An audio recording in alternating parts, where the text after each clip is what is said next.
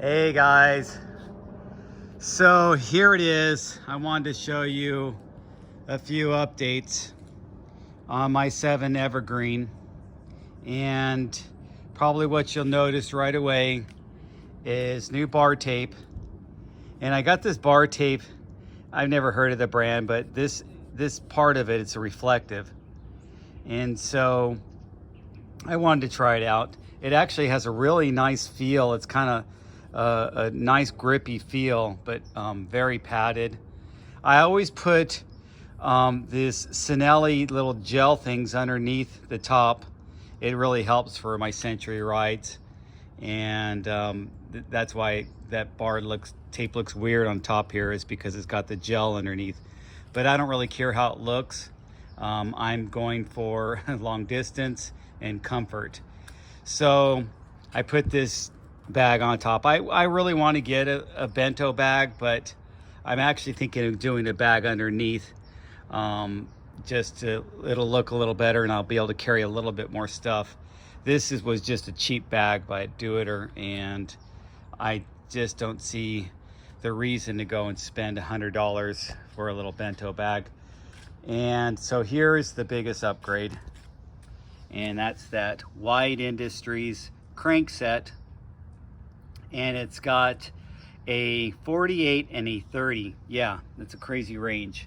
Here's what I removed: was my Easton EC90 crankset that was a 50 and a 34, and a couple things have changed. Obviously this is machined aluminum from Wide Industry, so it's going to be a little bit heavier, but the crank arm length has changed. I went from a 175 to a 170. I was going to do a 165, but I don't know. I'm still not convinced that super short crank arm is the way I want to go. I've never had knee problems and never had an issue where I don't feel that the crank arm length is the right length. I've always felt pretty fine with my 175s and 170s on my mountain. So I'm just going to do 170 on my gravel now, and see how that goes. I put some new cable and routing on. Well, I didn't put it on. I had some guys do it. I just didn't have time during the week. I was working. But they did a great job. These are the top of the line Jaguar cables. I always get the 5mm Jaguar Elite cable, and they did a great job with putting the straws and stuff like that in there to further protect it from getting contaminants on it and make it a little more of a sealed system, with a little inline adjuster so I could trim the front chainring. With that wide range, you might want to trim it a little bit. Still running the same cassette, so that's a small cassette that only goes up to 34, so hence the 2x. I really believe in, for me personally, for my gravel, for the purpose I use this for going long distance on the road and then long distance up in the mountains, I like a 2x11.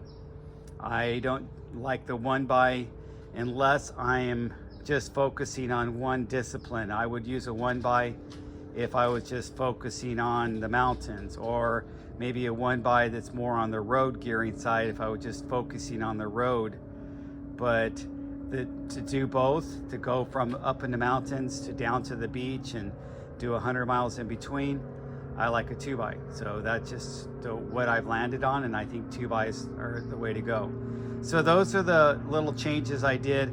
I'm getting ready to go ride. I just wanted to show you guys that real quick. It seems like as soon as I show you, everybody's flying over my house.